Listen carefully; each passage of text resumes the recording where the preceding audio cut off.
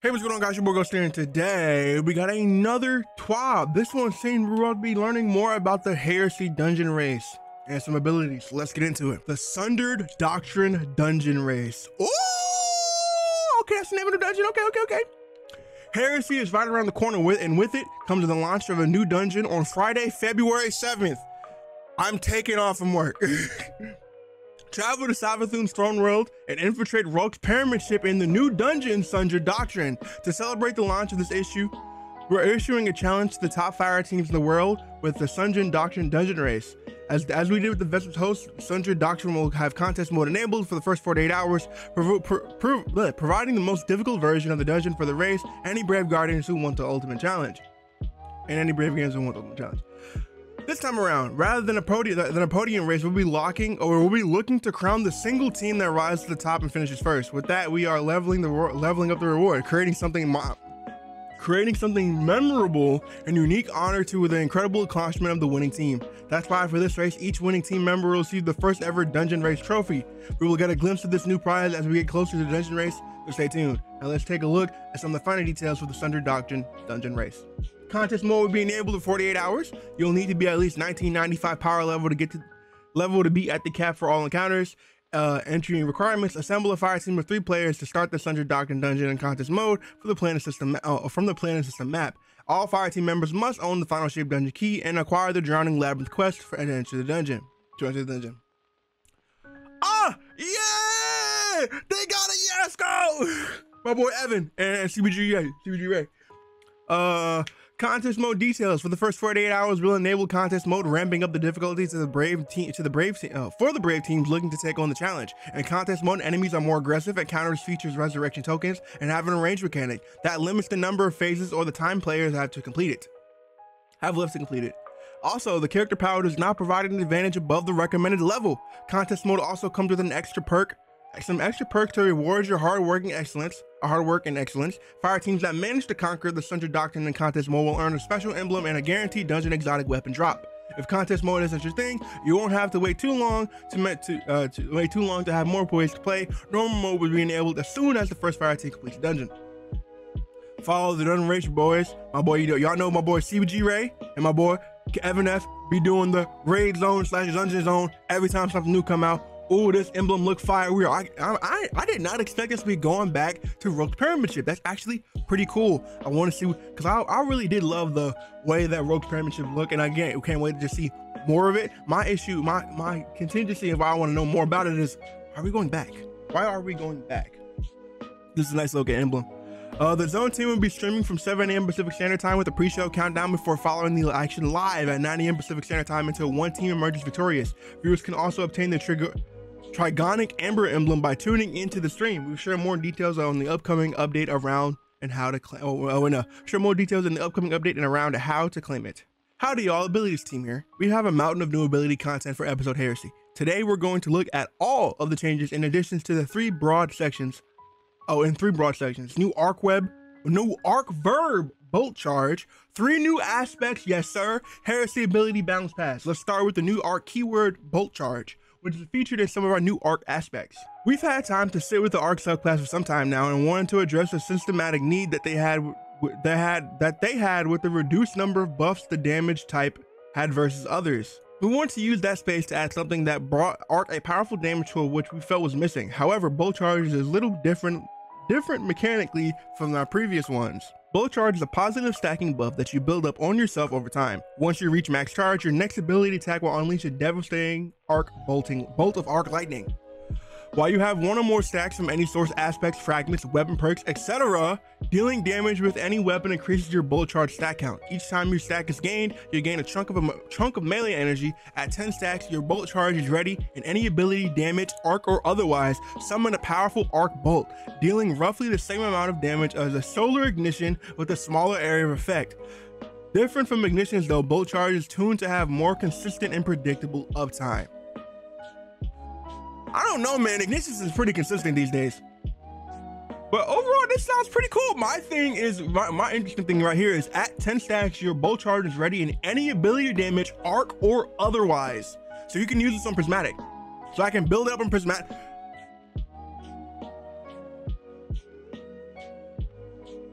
Consecration is about to get even better. We up.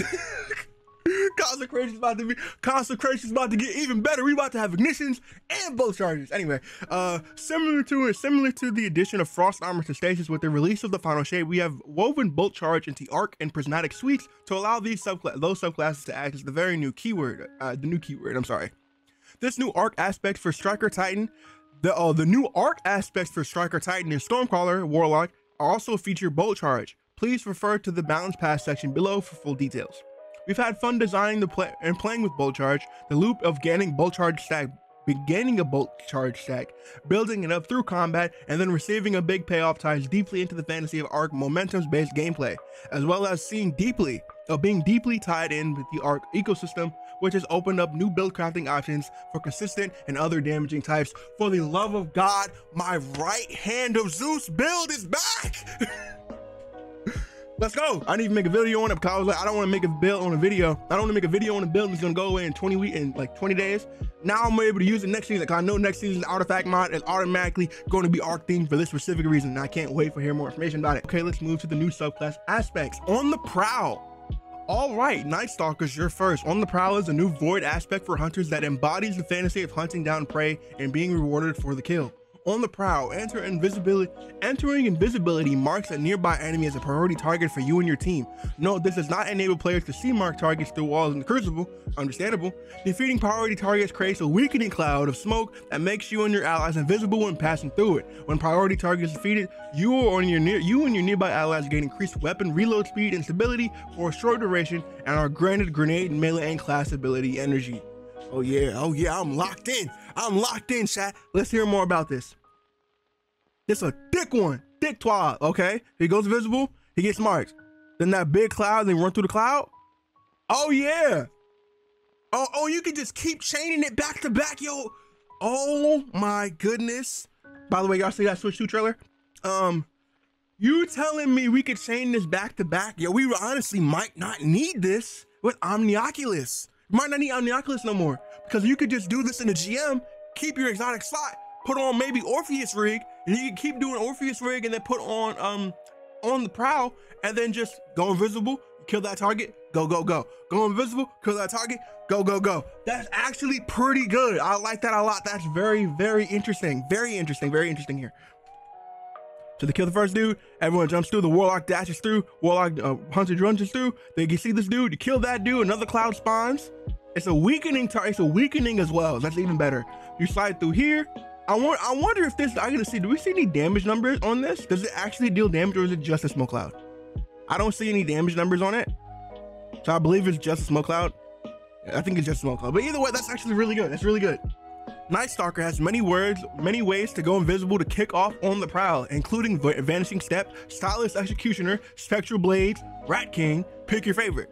When that happens, a nearby non-boss target will be highlighted for you and your fire team. Once the highlighted target has been defeated by you or anyone in your fire team, the entire fire team is granted a stack of successful hunt. Above that grants weapon reload speed, stability bonus, and along with a small chunk of melee, grenade, and class ability energy. Successful hunt can also stack up to 3 times. Now, does the chunk of an energy get bigger with each stack? I do not know. They do not say that, but I hope it does. But if not, that's cool too. This is actually pretty good. I like this a lot. Also, when a highlighted target is defeated, a weakening cloud of smoke is created that will make you and your allies that pass through it invisible, thus meeting the condition of activating on the Prowl again. What we envisioned for this aspect was to embody what it means to be a Void Hunter. To us, it is important to reflect the fantasy of a bounty hunter. On the Prowl works well with the entire Night Stalker kit and allows your allies in on the fun for a short time. Even Warlocks and Titans can feel what it's like to be a bounty hunter. Wait, did we ship a bounty hunter gun too? Curious. Oh. Ooh. I want to learn more about this. Storm's Keep. Oh, we up, Titans. We are up. Your Storm's Keep is a new class ability focused aspect for Arc Titans that utilizes bolt charge to its fullest potential. Casting your class ability generate a number of bolt charge stacks to you and your nearby allies. While behind your barricade, your allies gain a stack of bolt charge over time, and any weapon damage will discharge max stacks of bolt charge. We wanted to do a few things with this aspect for strikers. We wanted to create an opportunity for barricade to be used offensively, and we wanted to capitalize on the bolt charge it can provide. We envision strikers pushing forward through the battlefield and using their class abilities to cement themselves at the tip of the spear for any fire team. I need to see gameplay. Let's see gameplay. Let's see gameplay. Hold on. We just said put it at 1080p. All right, we're good. Let's see. He walks in. Get this off my screen. Ooh, I like that animation. He literally is like a freaking Hulk clap. I know it just blew y'all ears out. I'm sorry. That's nice. Ooh, it's like a little. Oh my God! Look at that damage. Good Lord, that's a lot of damage.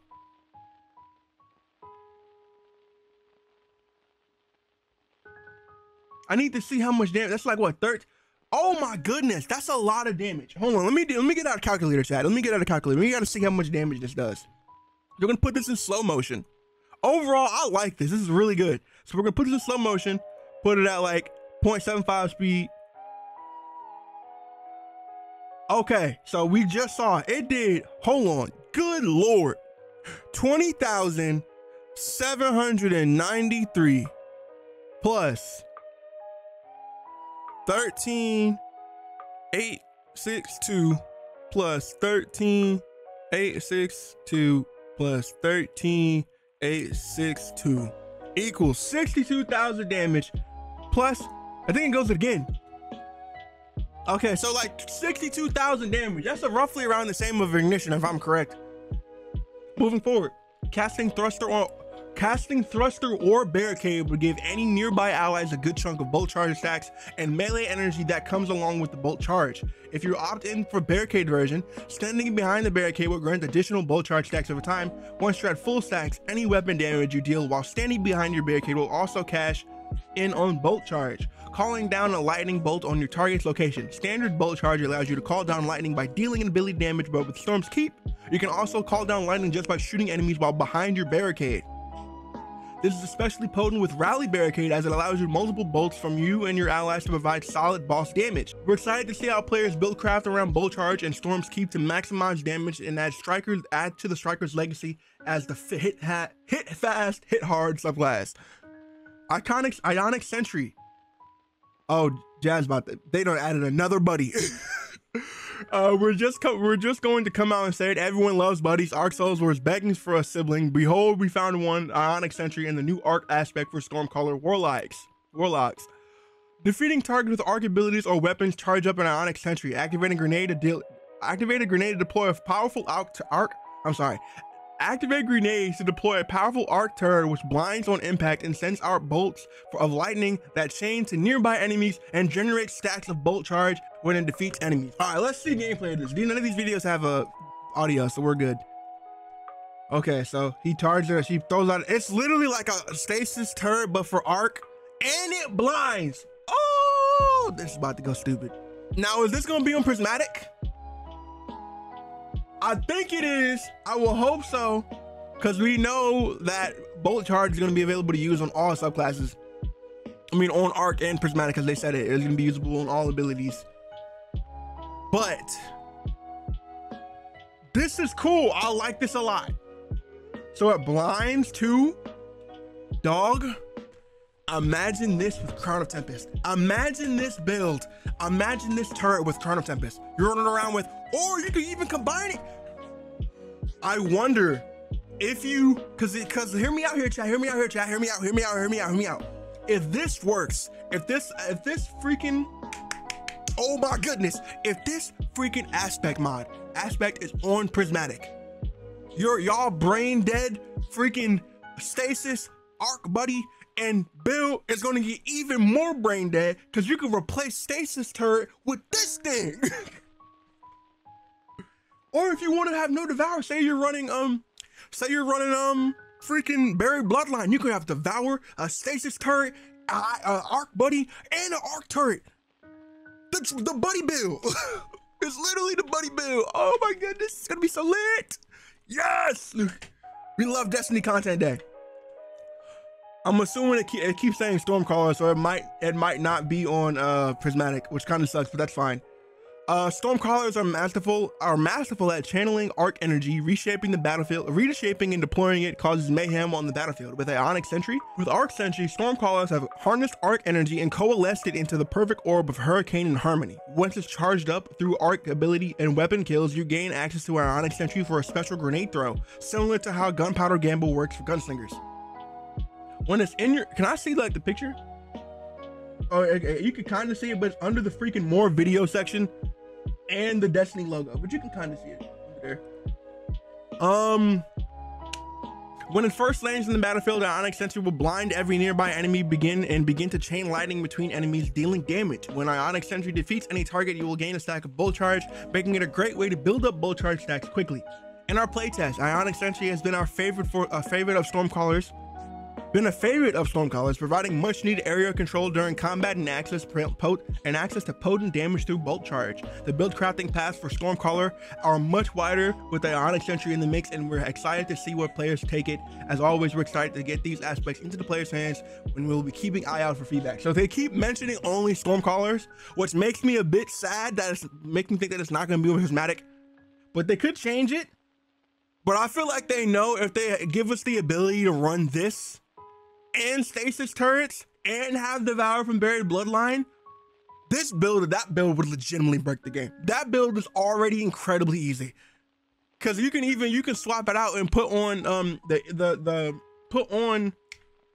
the sword, the Throne Lord sword that I can't remember right now, the exotic sword, and then put on the Risk Runner trait, and then, oh my goodness, bro, good god, the build crafting is about to be amazing. Dang. Okay, everyone got one, so 2 arcs and a void. That's fine. Heresy balance changes. With the big ticket items out the way, let's take a look at the upcoming changes to tried and true abilities in the sandbox. Our primary focus for the release is arc abilities, but there are several non-arc changes as well. We're about to get another arc. We're gonna get another arc artifact, and I'm so lit, bro. Ooh. Anyway, Tempest Strike. New additional effects added. Killing any jolted targets grants a stack of Bolt Charge. Increased damage against PvE enemies by 57%. Tempest Strike is that freaking slide in melee for hunters.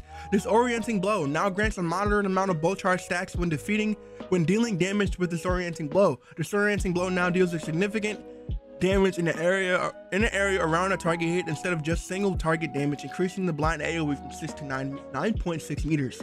Good lord, I got a 3.6 buff. Whew. Arc Staff. Reflecting an attack will now grant a stack of Bolt Charge. What the freak is the name of that exotic? What is the name? Blight Ranger. Blight Ranger is about to be meta. I can hear it now on crosses. Blight Ranger's meta. Anyway, Ascension. Increased fragment slots to 3 on Arc. Rip. So only on Arc. Note Ascension was already granting 3 fragment slots on Prismatic. Oh, okay. Activating Ascension will now activate the effects of the following abilities: Gambler's Dodge, Marksman Dodge, a Powering Dodge, Hold on. Oh, okay. This is depending on the dodge you have on. Okay, I thought if you use Ascension, it gives you all of these. You tell me I get to reload, I get my melee back, I get oh, okay, we're good. Okay, I thought we was about to activate every single one at the same time. Okay, we don't plan to make Ascension activate every hunter class ability perk, but we may add more interactions in the future. Understandable. Thread Runner, Ensnaring Slam.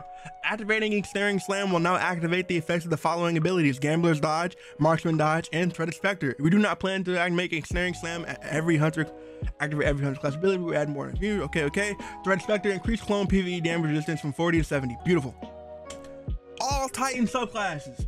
Increased damage resistance versus combatant splash damage. Attacks while Increased damage resistance versus combatant splash damage. Attacks when standing behind a barricade from 60 to 80%. Didn't they just buff this? Taunt strength range no longer falls off over time. You love to see it. Striker, Juggernaut.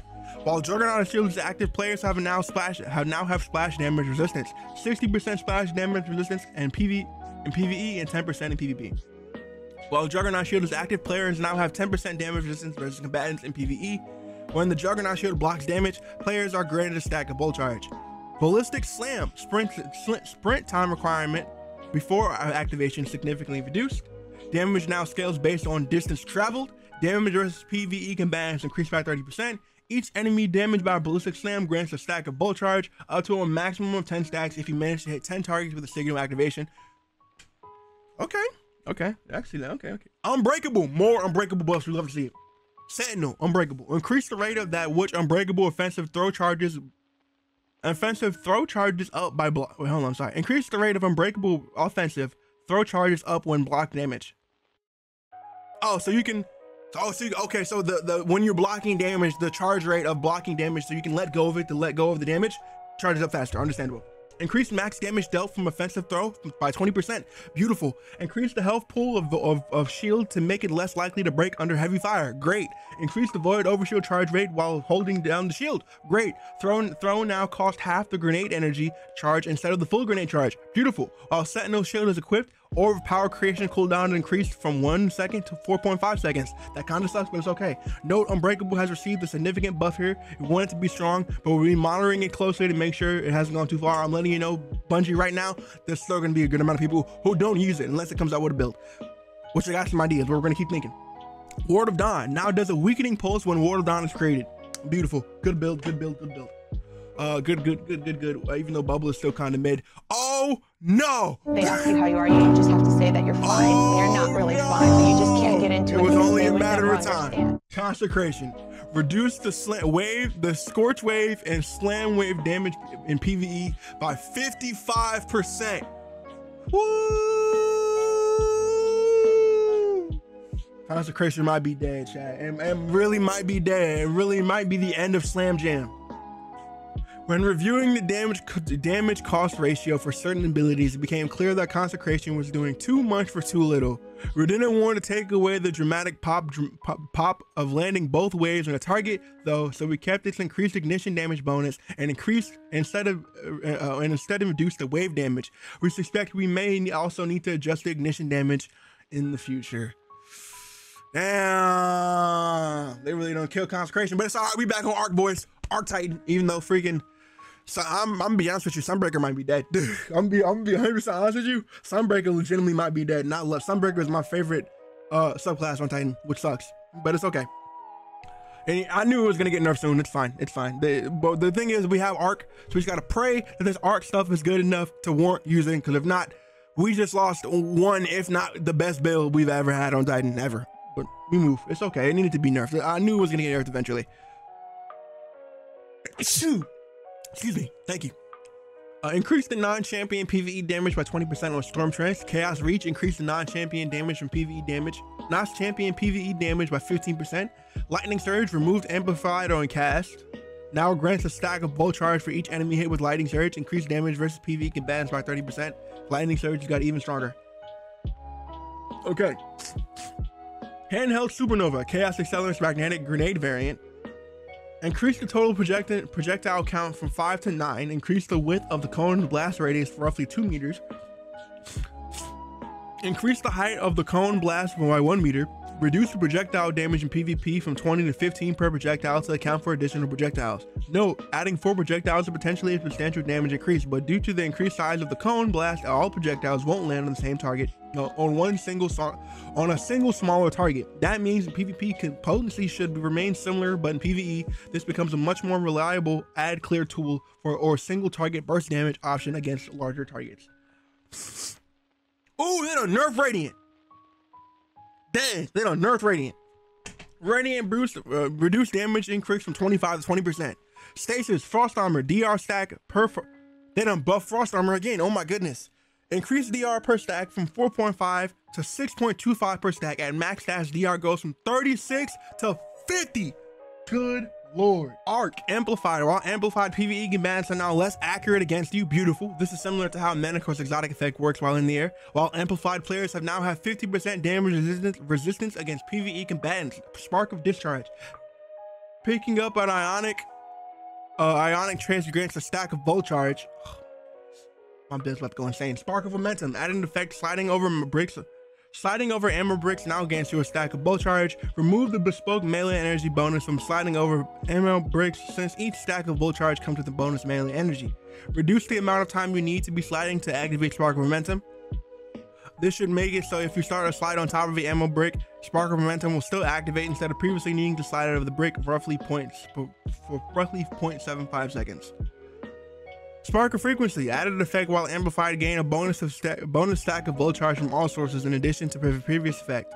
Okay. Spark of Volts, added effect, finisher grants a stack of volt charge in addition to granting amplified. Spark of Ions, targeting defeated with volt charge will also make ionic trace in addition to the previous effects. Prismatic can now be activated by volt charge. Fast out of Hope, Fast out of Purpose now grants a stack of volt charge or pickup when Arc subclass is equipped. When Arc Super is equipped, instead of granting amplified. Fast out of Sacrifice and it can now be activated by volt charge. Modifiers.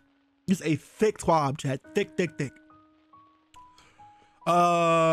Brawn, tune the healing sources to better balance the health economy when this modifier is active, and that's what we have for Heresy. We're looking forward to jumping into the game with all of you, and for you to get your hands on all of these changes and additions. Please keep the feedback coming, and we'll see you soon.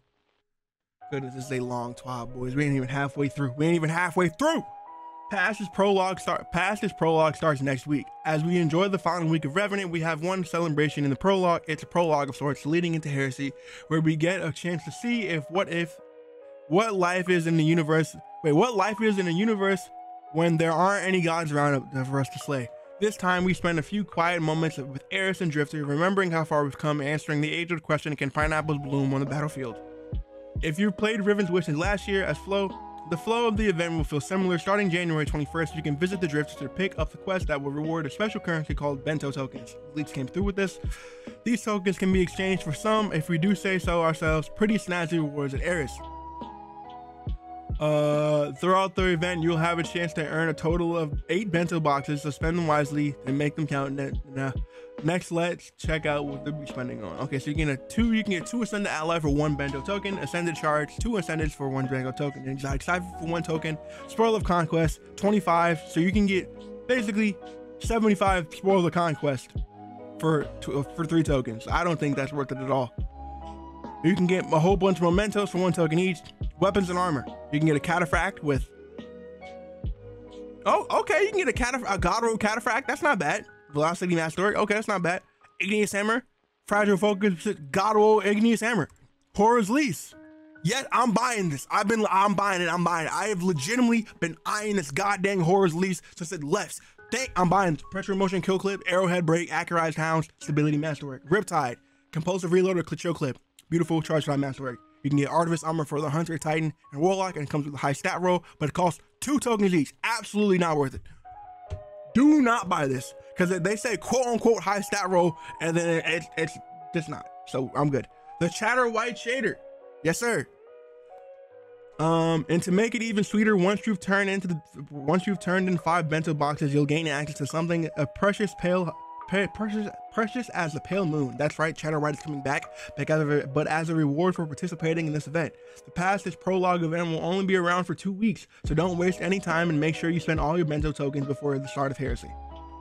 Festival of the Lost Armor voting. This is quite a competition with a lot of love shown for both Slasher and Spectre designs. Hunters were especially torn on which design they preferred with our closest vote ever. While this was a hotly contested vote, there are no losers here. The winning armor will be available for Festival of the Lost, but the runner-up will be available sometime in the following year. So without further ado, here are your results on this year's vote. Titans won with 53%, Hunters won with 57%. Okay, so we got Slasher. That's fine. I'll take it. I like both of these, but we'll get them. That's completely fine. We'll get them eventually. I hope the ones that don't win are still available for Bright Dust, but something makes me feel like they won't be. So that's okay. In addition to the runner-up of entries for this year's vote being developer also releasing the runner-up Wizard design from last year's vote during Heresy, keep an eye out for availability. We mentioned last week that we don't have plans to revisit voting runner-up from past years, but there's one set that bears mentioning: the Kaiju Lizard Hunter. Anytime we talked about Festival of the Lost Armor, this inevitably comes up, and looking back at some of the obvious magic happening. However, we don't feel like this old concept quite meets our standards for our new armor sets. Instead of tossing the whole thing in the bin, we're taking a more targeted approach. In 2025, we will release the legendary Hunter Cloak ornament that pairs with this new look, the Dragon Shadows Exotic Hunter Chest Armor. Okay. Isn't this like the first time Dragon Shadow's got an ornament? I don't think this thing has an ornament. Both items will be Kaiju Lizard theme and will pull inspiration from the old Festival of Lost Concepts. P.S. We also like those energy claws, but we're reserving them for now. That's everything we have for this week, but we're getting warmed up for Heresy. We've got some more major previews on the horizon for weapons and armor, as well as a look at the upcoming Trials of Osiris revamp. In the meantime, enjoy the Prologue event as we wind down on Revenant. There are some pretty sweet rewards to be had. We've gotten a few days to plan out exactly how you'll spend your Benzo tokens. There's a great chance to fill in any gaps in your inventory or arsenal as we head into Heresy. Overall, this is a pretty good top. I'm really looking forward to these new artifact mods. I can't wait to use them. The Bento tokens, I ain't gonna lie to you, these seem kind of mid because like you get a bunch of mementos, that's fine. You got the Festival of Lost mementos if you want the black one. Cloud Strike, just go get it.